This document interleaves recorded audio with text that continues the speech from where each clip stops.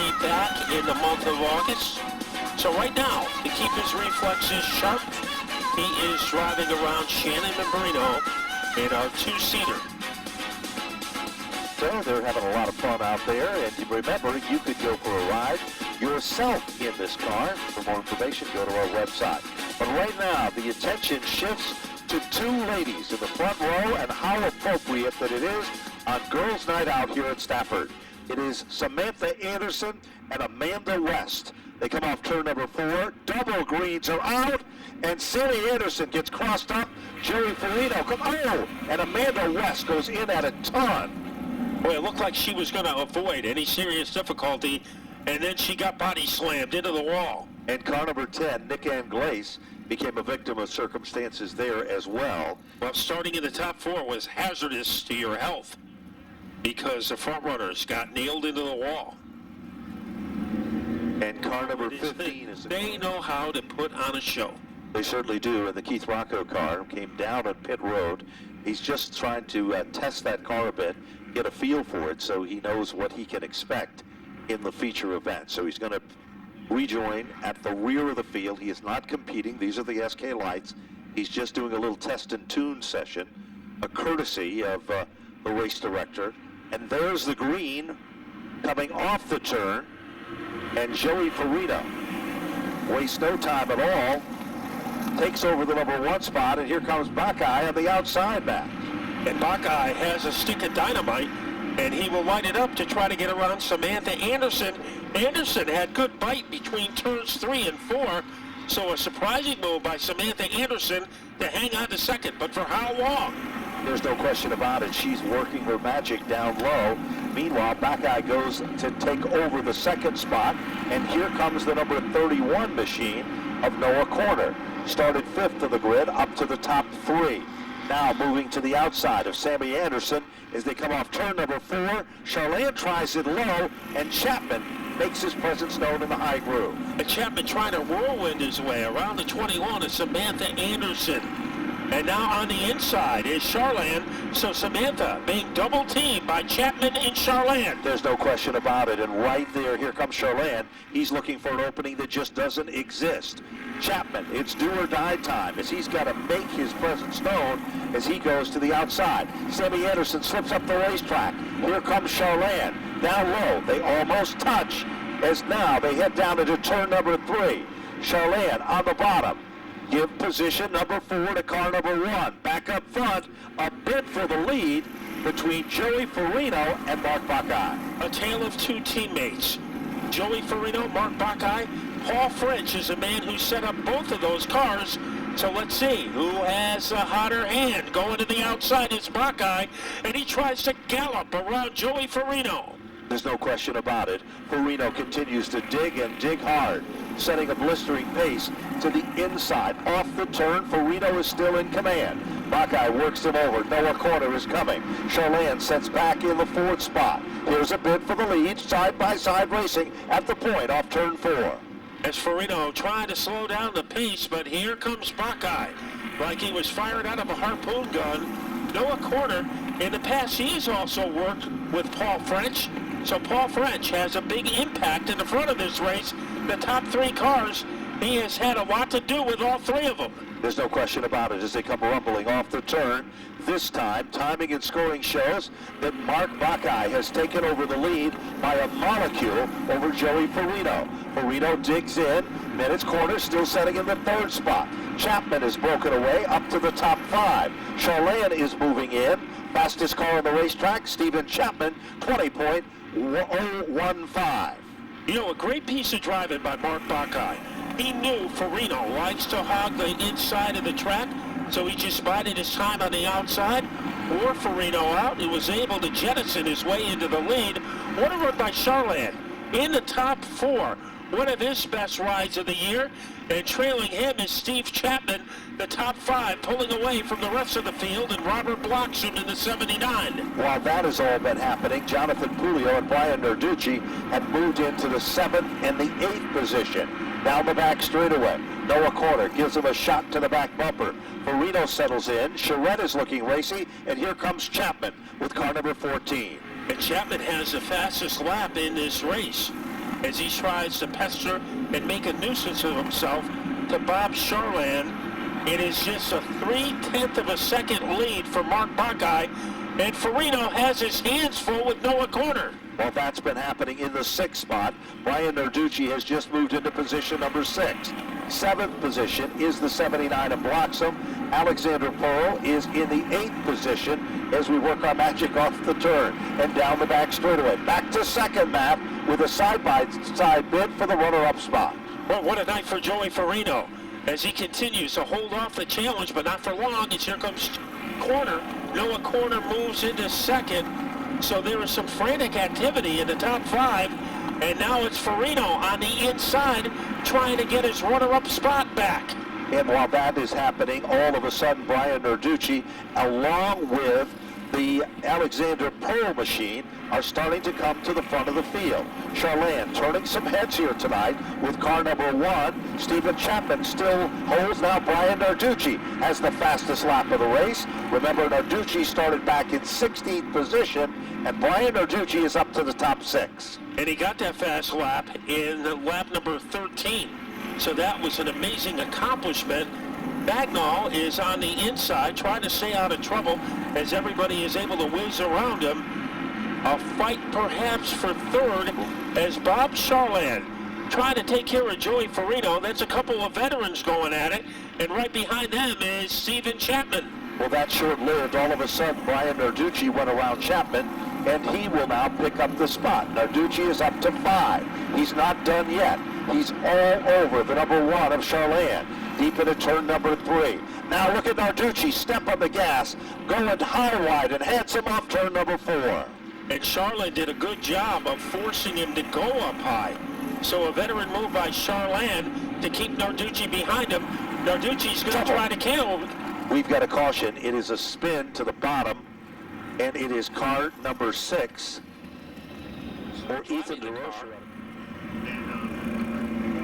The track crew, Tony Membrino. So it's just one big family here at Stafford on a great Friday night. And the caution, of course, comes to benefit Brian Narducci because he has a chance now with 4 laps to go to maybe rabble-rouse his way through the field. Noah Corner is in car number 31. To the outside of him is Mark Buckeye. Joey Farino has a chance. So we are headed down to the wire, and it's hold your breath time at Stafford Motor Speedway. This is what the SK Lights have done all season long. Buckeye cannot get it into gear, and that sets off the ripple effect, and Charland is the guy that suffers the most of the damage there. But for Noah Corner, it might be the Timex timely move of the event. But here comes Narducci running to the top side of the racetrack. Narducci making his presence known on the upper groove. He'll move on to the podium in 3rd. He has to figure out a way to get by Buckeye in car number 76. Will he try the bottom shot? Pull off the turn. A mad scramble down the back straightaway, and we've got the Pearl machine for Alexander Pearl. Pearl went into a swirl. Yep, underneath the WEEI billboard. And he was very Brian Narducci. And not where he would like to restart. He would rather be on the inside, but we'll see if he can make the most of it. And Ted Hodgson, when you are running for a championship, the point leader, what you want to do is finish in the top 5 and collect all the points you can. And Teddy Hodgson is on the verge of doing that again tonight. He has to sweat it out for 3 more laps. And don't count out Jonathan Pulio, JP, he's there as well. Here they come off turn number 4. 17 up on the board as they rumble back to the line. Will Buckeye be able to get it into gear this time? Same problem as we saw before, and now Chapman gets pinched to the bottom, but out off turn number 4. He going for the lead. And he does, and look at Teddy Hodgson. Hodgson bonsais into the bottom and a ton. He hit Corner, and Corner hit Buckeye. Charland involved. Yellow is out. So the caution flag comes out, and Matthews' cars also damaged the right front wheel. Sent into the wall. I got to thank my sponsors, RH2, Buckeye Construction, Ferndale Construction, Paul French with Horsepower Hill Racing, It's a bummer. The car was really fast tonight. We had a couple issues on those restarts with the transmission not wanting to go into gear, but I think we still had a good shot at the win. It's unfortunate, but I got to thank all the fans for coming out here in this hot weather, and we'll watch this race and hopefully have a good finish. Guys, tough break for a man who's had some success here at Stafford. Tonight, behind the wall. He's a great driver that deserves a lot of credit in his own right. Let's see what's going to happen as they come off turn number 4. And it is Noah Corner down to the bottom of turn 1. But watch Brian Narducci. He just steps on the gas and pulls away. The top side of the track turned into a launching pad for Narducci. And keep your eyes also on Stephen Chapman and Jonathan Pulio, who we haven't talked much about, is behind Joey Farino, and the 79 of Robert Bloxham III is on the top side, almost running the same line that Narducci has. So Chapman is in second. The white flag is on its way out. And one lap away from victory is Brian Narducci. He has a hefty lead over Stephen Chapman. There's no question about it, but look at the gaggle of cars that follow Chapman back to the line. Brian Narducci is back in winning form here at Stafford, and Stephen Chapman is settled in for second. But who's it going to be for third, Matt, as we've got 5 cars contending, and Bloxham is a little bit loose as he comes back to the line. Chapman in second, and third Noah Corner extracted third place. And Robert Bloxham will finish unofficially in the 4th spot. Jonathan Pulio to finish in the top 5. Joey Farino. Just feel to grab win number 5 so far this season at Stafford. It's great, 3 in a row. Never would have imagined that, but I thought after not making a handicap in the E-race tonight that it was going to be a tough one to get through the field, but we almost got wrecked in the initial green, but cautions fell the way we needed, and this thing was rolling the top like an animal. I got to thank my mom, Todd Owen, Priest's Auto, Chris Sauer, Robert B. Construction, Chassis Pro, Waddell Communications, Canterbury Mini Storage, the Florida Connection, FK Rod Ends, Curly's Kids Care, Baldwin Automotive, Rad Auto Machine, EB Exterminating, Mayberry, Dunleavy's, Dunkin' Donuts, All Gas, and everybody helps out. Tom, the Bomb, and everybody on the crew. Thank you. And guys, just like he rolled through the field tonight, he rolled through the credits. Let's go over to Jeff, who has second and third. A great second place finish for Stephen Chapman. You needed one more spot. What could have gotten you there to victory lane? My car was on rails this week. I was getting worried because I was so far back with the first lap wreck here, and we had a fast car, and then the Shark, or the one, I don't think he just lost talent, drove right into me, knocked the toe right out of my car, and but second, good points night for us. So yeah. Good second place finish. Who do you have to thank for getting you there? Chapman Apartment Homes, Critical Signs, Napa Talon, Central Machine, BSR, Kevin Gway, Stoney, all my guys, Rick, Robbie, Bill, just everybody that helped me.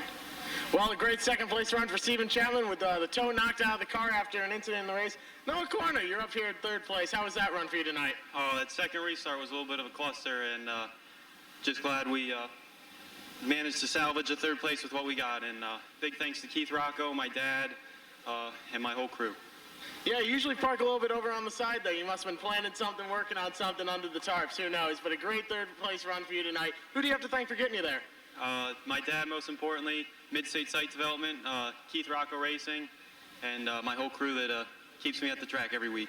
Well, it's always great seeing you here at the track. Keep an eye on Noah Corner in the weeks upcoming. And as Victory Lane celebrations wind down here, let's throw it back up to the booth to get us ready.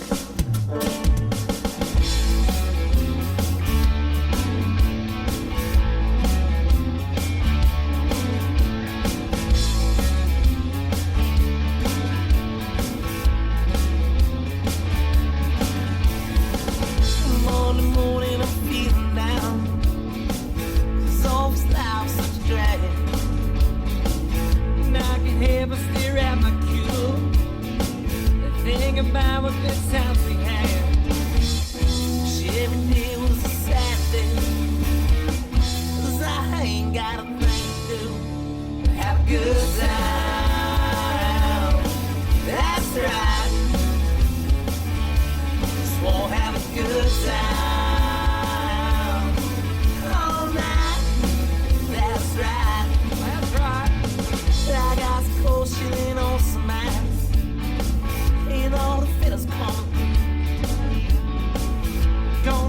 Vegas or 59. Try to find me a girl or two. I hope you find me a red. 'Cause I've never been a woman, but I bet it'd be a good time. That's right. Just wanna have a good time.